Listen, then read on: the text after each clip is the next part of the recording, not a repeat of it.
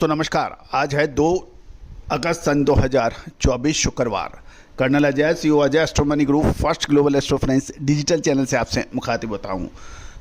दोस्तों oil seed यानी तिलहन पर अपडेट और लगातार अपडेट देने वाला देश का पहला चैनल, चाहे सरसों हो, सोयाबीन हो, मूंगफली हो, अलसी हो या फिर कैस्टर सीड हो, साथ साथ पाम, सूरजमुखी, राइस ब्रान, इन सभी पर अपडेट और विश्लेषण देने वाला देश का पहला चैनल। दोस्तों हम खबर ही नहीं, हम अग्रिम विश्लेषण भी देते हैं।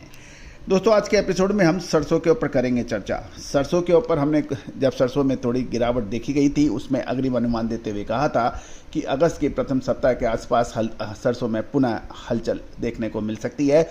दोस्तों ऐसा ही कुछ देखने को मिला। कल 1 अगस्त से ही सरसों के अंदर कुछ मजबूती की संभावना देखी गई है। जानिए पूरी रिपोर्ट विस्तार से। दोस्तों कहा जाता है कि पोस्टमार्टम रिपोर्ट क्या है, व्यक्ति की मृत्यु होने के बाद उसकी चीरफाड़ की जाती है और उसके मृत्यु के कारण का खुलासा कर दिया जाता है। अब वो कितना सही होता है कितना नहीं होता है वो भी एक सब्जेक्टिव विषय है। महत्वपूर्ण यह है कि अग्रिम विश्लेषण हमेशा व्यापारी और निवेशकों को फायदा पहुंचाता है और घटना घटने के बाद तो सिर्फ विश्लेषण ही रह जाता है।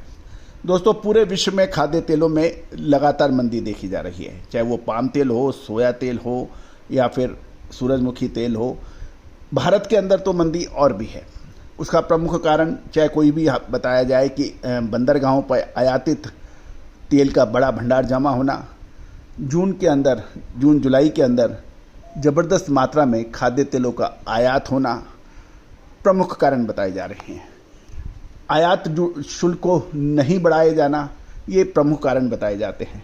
लेकिन उसके बावजूद सरसों में लगातार मजबूती, स्थिरता और अब तेजी कुछ देखी गई है कल के सत्र में, जिसका पूर्व अनुमान हमने आपको दिया था। सबसे पहले तो हम सरसों के कच्ची घानी के भाव देख लेते हैं। जयपुर बेंचमार्क जो है कल 153 से बढ़कर 155 से 156 रुपये 1 अगस्त को हुआ है। भरतपुर के अंदर भी 3 रुपये की तेज़ी के साथ ये 1145 से 1146 रहा हुआ है। अलवर में 1145 से 1146, कोटा के अंदर 1145 से 1146 के भाव बताए जा रहे हैं। साथ साथ अब मस्टर्ड सीड एक्सप्लोरर के भी दाम ले लेते हैं। वहाँ पर जयपुर में 142 से 143 से बढ़कर ये 145 से 146 हुआ है। दिल्ली के अंदर कुछ परिवर्तन नहीं देखे गए। चरखी दादरी के अंदर भी कोई परिवर्तन नहीं था। अलवर के अंदर भी 3 रुपये की तेज़ी के साथ ये 1139 से 1140 के भाव रहे। भरतपुर के अंदर भी तेज़ी थी और ये 1139 से 1140 के भाव रहे। अब हम चर्चा कर लेते हैं मस्टर्ड सीड यानी सरसों के ऊपर। सरसों जयपुर के बेंचमार्क के जो दाम हैं वो 6025 हो गए हैं। वहाँ पर कोई विशेष परिवर्तन नहीं था कल। दिल्ली के अंदर भी 5875 से 5925 रुपये, कोई बड़ा परिवर्तन नहीं। भरतपुर कोई परिवर्तन नहीं, 653 5700 रुपये। अलवर कोई सरसों में कोई तेज़ी नहीं। कोटा 5100 से 5500 के भाव, इसमें कोई चेंज नहीं, लेकिन तेल के अंदर ज़रूर तेज़ी दर्ज हुई। अब हम मस्टर्ड केक ले लेते हैं। मस्टर्ड सीड ऑयल केक खल के अंदर 2570 से 2575, कोई परिवर्तन नहीं। चरखी दागड़ी 2560, अलवर 2525, भरतपुर 2625, कोटा 2550 रुपये के भाव बताए जा रहे हैं।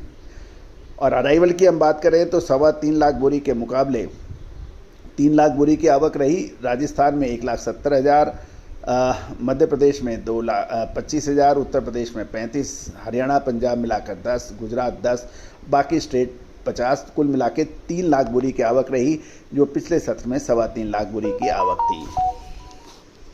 दोस्तों अब महत्वपूर्ण प्रश्न ये है कि सरसों तेल के अंदर जो ये मामूली तेजी दर्ज है ये कब तक रह सकती है। आने वाले समय में क्या ये बहुत बड़ी गिरावट आने की संभावना है या तेजी से इसकी बढ़त होगी। विशेष रिसर्च रिपोर्ट के लिए संपर्क करें।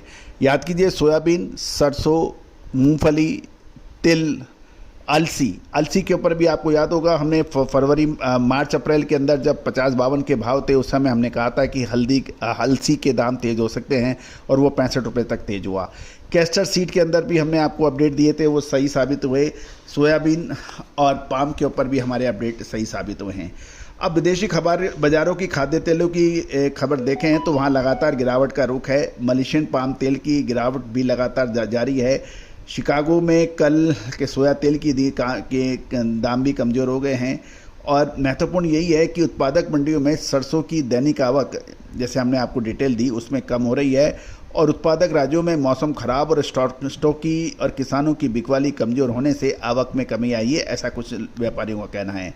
लेकिन ये भी ध्यान देने वाली बात है कि अभी भी सरसों का बकाया स्टॉक अच्छा है और त्योहारी सीजन होने के कारण घरेलू बाजार में सरसों की मांग आगामी दिनों में बढ़ेगी। तो अब ये महत्वपूर्ण यह है कि क्या बेचना चाहिए या रोक लेना चाहिए, क्योंकि इंपोर्टेड खाद्य तेलों के बहुत महत्वपूर्ण असर करती है खाद्य तेलों की तेज़ी में, चाहे वो सरसों हो या कोई दूसरा।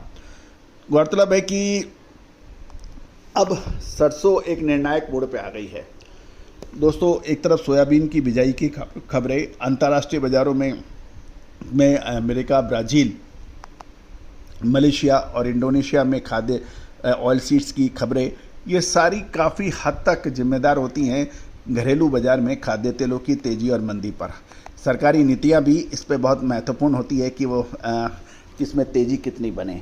तो दोस्तों, इन सभी पॉइंट्स का विश्लेषण एक सीधे पॉइंट पे आता है, क्या खरीदना चाहिए या रुक जाना चाहिए, या हाथ के माल को निकाल देना चाहिए या भी और रुकना चाहिए, ये प्रश्न है। तो दोस्तों, इसका सीधा उत्तर हमारी विशेष रिसर्च रिपोर्ट में है। आज ही आप संपर्क कर सकते हैं। All the very best, good luck, happy trading.